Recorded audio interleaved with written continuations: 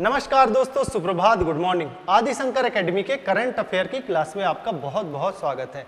दोस्तों, हर दिन की तरह हम आज भी आपके लिए लेकर आए हैं अच्छी बात, और अच्छी बात यह है कि खुद पर विश्वास रखो। तुम वो कर सकते हो जो तुम सोचते हो। बिल्कुल सही बात है। जैसा आप मैनिफेस्टेशन करेंगे, जो भी चीज़, जो भी लक्ष्य आप सोचेंगे, आपकी मन, आपकी बुद्धि, आपकी आत्मा उस दिशा पर कार्य करने लगती है।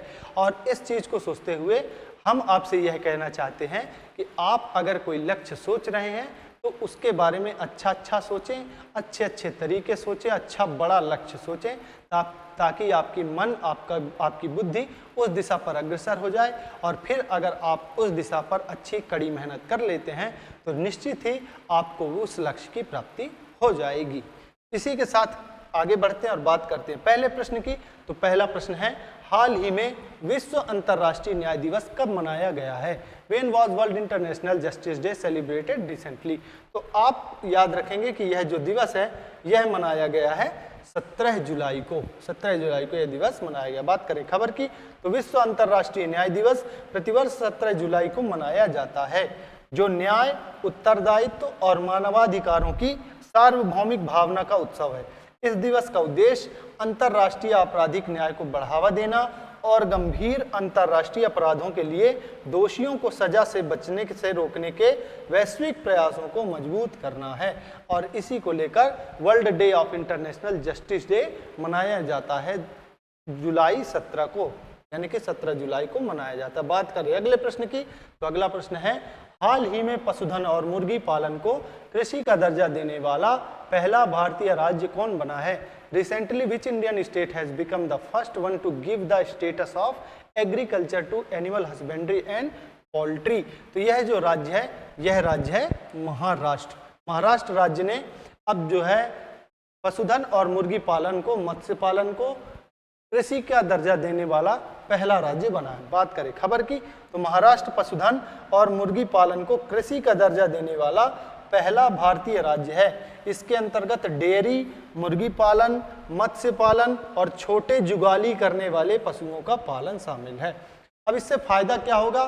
फायदा यह होगा कि जो मत्स्य पालन है, मुर्गी पालन है या पशुधन है, पशुपालन है, इन सबको कृषि के क्षेत्र में लाने से, तो कृषि के क्षेत्र में जितनी सब्सिडी मिलती हैं, और चाहे उनका केसीसी की बात कर लें आप, किसान क्रेडिट कार्ड बन जाएगा अब इनका, जिसमें इनको उचित जो ब्याज दरें हैं उन पर ऋण इनको सरकार उपलब्ध कराएगी। साथ ही साथ जो कृषि के क्षेत्र में मिलने वाली बिजली है, तो उस पर भी सब्सिडी सरकार देती है।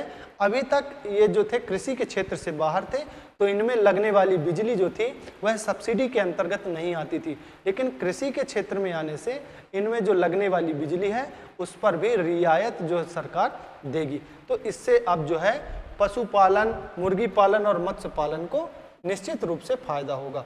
बात करें अगर महाराष्ट्र राज्य की, तो महाराष्ट्र राज्य का जो गठन है, महाराष्ट्र राज्य का गठन हुआ है 1 मई वर्ष 1960 को।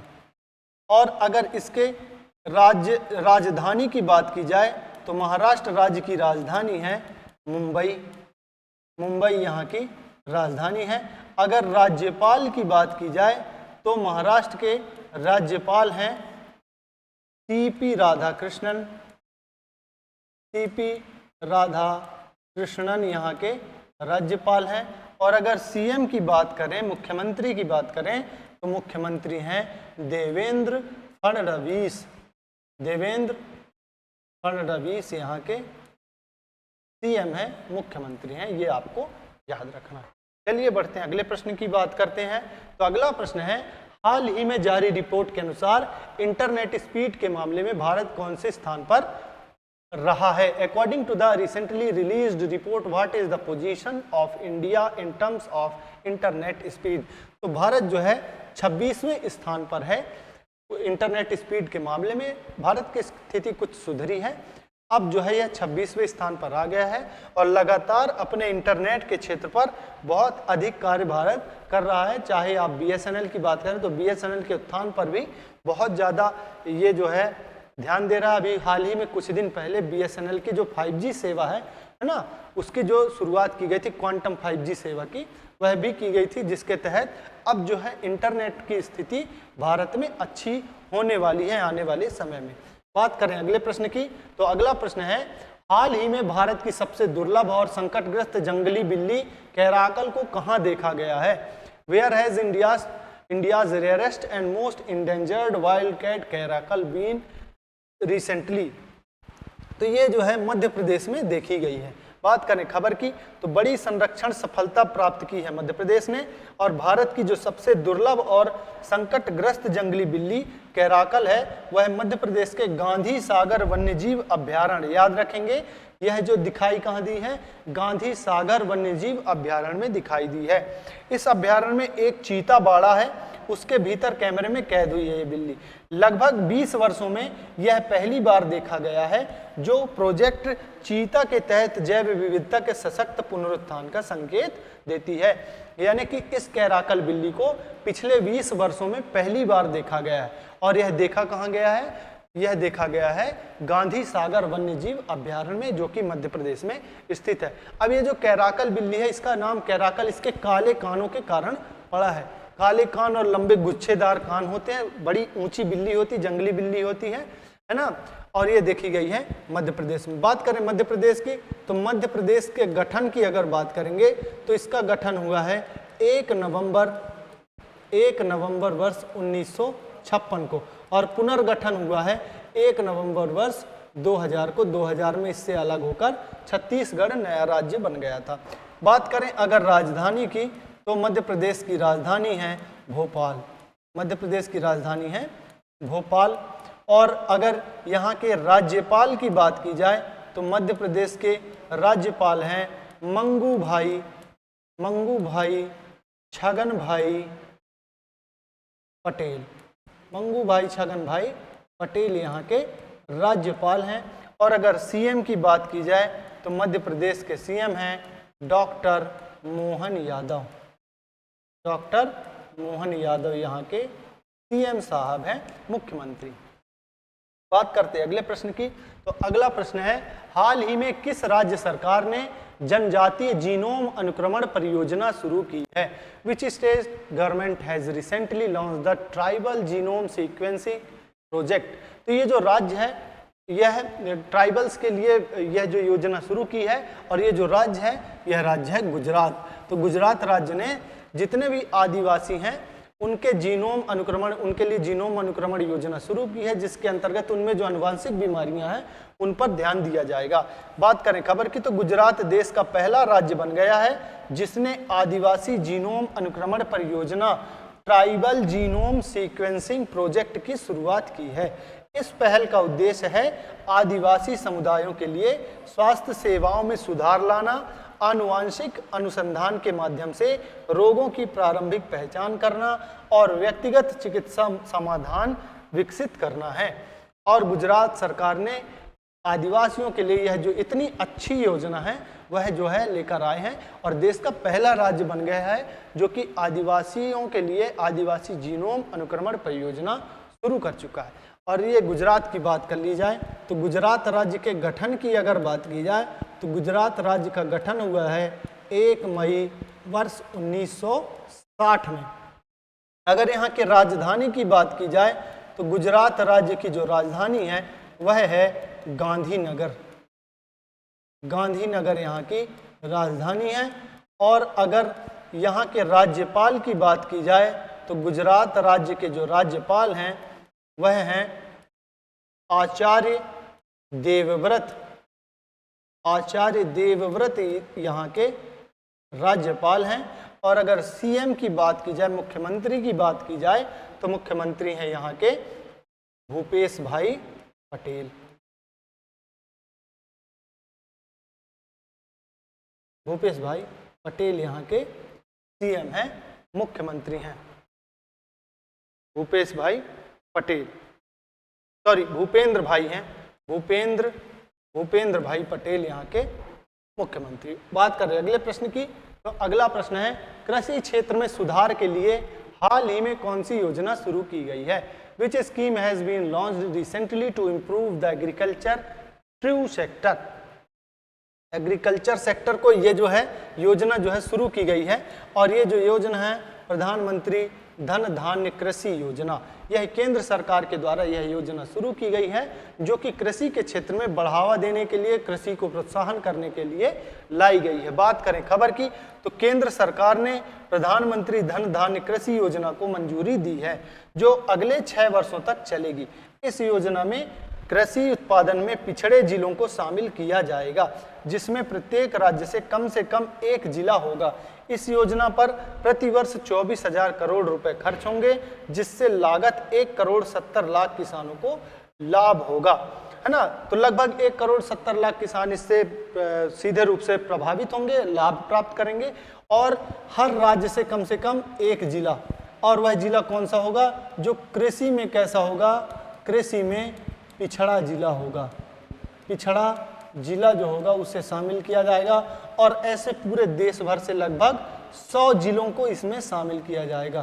कितने जिलों को शामिल किया जाएगा, 100 जिलों को। ये याद आपको रखना कि इसमें लगभग 100 जिलों को शामिल किया जाएगा। इस योजना की बात की जाए तो इस योजना को मंजूरी मिली है 16 जुलाई 2025 को, 16 जुलाई 2025 को। तो 16 जुलाई 2025 से अगले 6 वर्षों के लिए यह योजना लगातार जारी रहेगी और प्रतिवर्ष इसमें 24,000 करोड़ रुपए का खर्चा आएगा। 24,000 करोड़ रुपए केंद्र सरकार खर्च करेगी, जिससे लगभग 1,70,00,000 किसान लाभान्वित होंगे।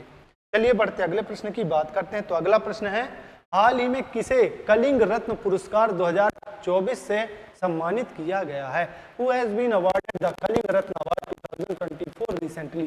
तो ये जो है राष्ट्रपति के द्वारा, आप देख रहे होंगे फोटो में बने हैं, केंद्रीय शिक्षा मंत्री धर्मेंद्र प्रधान, और धर्मेंद्र प्रधान को दिया गया है कलिंग रत्न पुरस्कार। बात करें खबर की, तो राष्ट्रपति द्रौपदी मुर्मू ने ओडिशा के कटक में आयोजित एक कार्यक्रम में केंद्रीय शिक्षा मंत्री धर्मेंद्र प्रधान को कलिंग रत्न पुरस्कार 2024 प्रदान किया है। यह पुरस्कार समारोह सरला साहित्य संसद द्वारा आयोजित 15वीं शताब्दी की प्रख्यात ओडिया कवि आदि कवि सरला दास की 600वीं जयंती समारोह के दौरान आयोजित किया गया था। और ये जो कलिंग रत्न पुरस्कार है, यह कलिंग रत्न पुरस्कार दिया जाता है शिक्षा के क्षेत्र में, शिक्षा के क्षेत्र में दिया जाता है ना। और इसको देने की अगर शुरुआत की बात की जाए तो इसको देने की शुरुआत जो है वह हुई है वर्ष 2007 से, यानी कि इसकी स्थापना भी वर्ष 2007 से हुई है कलिंग रत्न पुरस्कार की।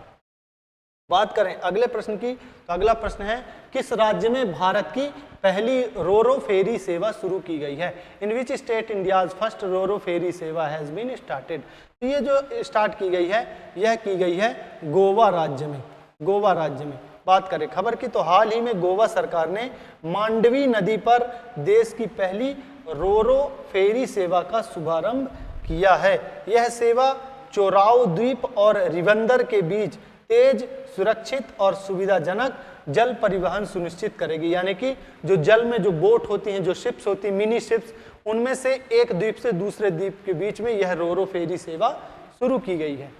इस नई सेवा के तहत गंगोत्री और द्वारका नामक 2 आधुनिक फेरी चलाई जाएंगी। ये आप फोटो में दे सकते होंगे, ये फेरी बनी हुई है और इन फेरी में क्या होता है, एक द्वीप से दूसरे द्वीप के बीच आने जाने के लिए जल मार्ग का चयन किया जाता है और जल मार्ग में ये काफ़ी तेज गति से चलती हैं और एक द्वीप से दूसरे द्वीप तक पहुंचने में सुविधा प्रदान करती हैं। रोल ऑन रोल ऑफ फेरी एक ऐसी जलयान प्रणाली है जिसमें यात्री अपने वाहनों के साथ फेरी पर सवार हो सकते हैं और मोटरसाइकिल, बाइक्स, कार, ये सब इस फेरी में चले जाते हैं और ये एक द्वीप से लेकर दूसरे द्वीप पर छोड़ती है और वहां से फिर यात्री अपने गंतव्य तक जाते हैं। तो गोवा में यह जो है योजना शुरू की गई है। गोवा की बात करें तो गोवा का अगर गठन की अगर बात करेंगे तो गोवा का गठन हुआ था 30 मई वर्ष 1987 को।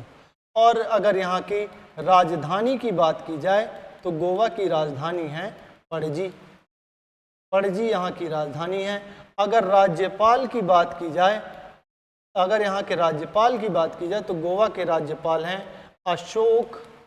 अशोक गजपति राजू।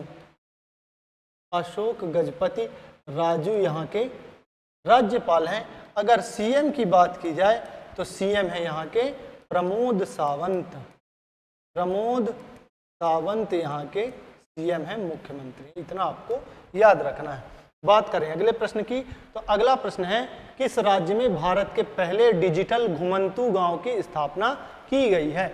इन which of the following state has India's first digital nomad village has been established? तो ये जो है भारत के उत्तरी में इलाके में स्थित राज्य है सिक्किम। सिक्किम राज्य में यह जो है पूर्वोत्तर राज्य है सिक्किम, और इसी राज्य में स्थापना की गई है डिजिटल घुमंतू गांव की। बात करें खबर की, तो सिक्किम के पाकयोंग जिले में स्थित याकटेन गांव को भारत के पहले डिजिटल घुमंतू गांव के रूप में आधिकारिक रूप से लॉन्च किया गया है। इस पहल का उद्देश्य स्थानीय परिवारों को स्थायी आय के साधन उपलब्ध कराना, विशेषतः पर्यटन के ऑफ सीजन में होम स्टे संस्कृति को नया रूप देना, केवल पर्यटन ही नहीं बल्कि वर्क एंड स्टे मॉडल को प्रोत्साहन देना है। ठीक है, और अगर बात की जाए इसको, तो ये पाकयोंग जिला है सिक्किम का, उस जिले में एक गांव है याकटेन। इस याकटेन गांव से इसकी शुरुआत की गई है, ये आपको याद रखना है। गांव का नाम क्या है? याकटेन। याकटेन गांव का नाम है। और जिला की बात की जाए तो पाकयोंग, पाकयोंग जिला है यहाँ का, पाकयोंग जिला है। ठीक है, तो सिक्किम से शुरुआत की गई है। अब बात करते हैं सिक्किम की, तो सिक्किम राज्य का जो गठन है वह हुआ है 16 मई वर्ष 1975 को। अगर यहाँ के राजधानी की बात की जाए तो सिक्किम राज्य की जो राजधानी है वह है गंगटोक। गंगटोक यहाँ की राजधानी है। अगर राज्यपाल की बात की जाए, अगर राज्यपाल की बात की जाए तो यहाँ के राज्यपाल हैं ओम प्रकाश माथुर। ओम प्रकाश माथुर यहाँ के राज्यपाल हैं। और अगर सीएम की बात की जाए, चीफ मिनिस्टर की बात की जाए, तो यहाँ के मुख्यमंत्री हैं प्रेम सिंह तमांग। यहाँ के मुख्यमंत्री हैं प्रेम सिंह तमांग। प्रेम सिंह तमांग यहाँ के मुख्यमंत्री हैं, चीफ मिनिस्टर। बात करते हैं अगले प्रश्न की, तो अगला प्रश्न है भारतीय जीवन बीमा निगम LIC के नए प्रबंध निदेशक और मुख्य कार्यकारी अधिकारी के रूप में किसे नियुक्त किया गया है? Who has been appointed as the new managing director and chief executive officer of Life Insurance Corporation of India LIC? तो ये जो है ये R दोराई स्वामी जो हैं ये बन गए हैं नए CEO और MD LIC के। बात करें खबर की, तो R दोराई स्वामी को 15 जुलाई 2025 से भारतीय जीवन बीमा निगम का नया प्रबंध निदेशक और मुख्य कार्यकारी अधिकारी नियुक्त किया गया है, जिनका कार्यकाल 28 अगस्त 2028 तक रहेगा। तो 2028 तक के लिए इन्हें जो है अब बना दिया गया LIC का नया कार्यकारी अधिकारी और MD प्रबंध निदेशक। LIC की अगर बात की जाए तो LIC की स्थापना जो हुई है, LIC की स्थापना हुई है 1 सितंबर वर्ष 1956 को। 1 सितंबर वर्ष 1956 को स्थापना हुई है। अगर इसके मुख्यालय की बात की जाए तो LIC का मुख्यालय है मुंबई में। मुंबई में इसका मुख्यालय है। LIC जो है भारत की सबसे बड़ी बीमा कंपनी है, सबसे बड़ी बीमा कंपनी है। और सबसे बड़ी बीमा कंपनी के होने के साथ साथ सबसे बड़ी निवेशक कंपनी भी है, सबसे बड़ी निवेशक कंपनी भी है, निवेशक कंपनी भी है, ये याद रखेंगे। और इसने अभी कुछ दिन पहले गिनीज वर्ल्ड बुक में अपना रिकॉर्ड भी दर्ज कराया था। इसने एक ही दिन में सबसे ज़्यादा पॉलिसी बेचने का जो है वह रिकॉर्ड भी दर्ज करा चुकी है। तो दोस्तों, आज के करंट अफेयर की क्लास में हम आपके लिए जो इतने भी महत्वपूर्ण प्रश्न थे वह लेकर आए थे। इस वीडियो के अंत तक बने रहने के लिए आप सभी का बहुत बहुत धन्यवाद। हमारी वीडियो को लाइक करें, हमारे चैनल को सब्सक्राइब करें और इस वीडियो को अधिक से अधिक लोगों तक शेयर भी करें। आप सभी का पुनः बहुत बहुत धन्यवाद। जय हिंद, जय भारत।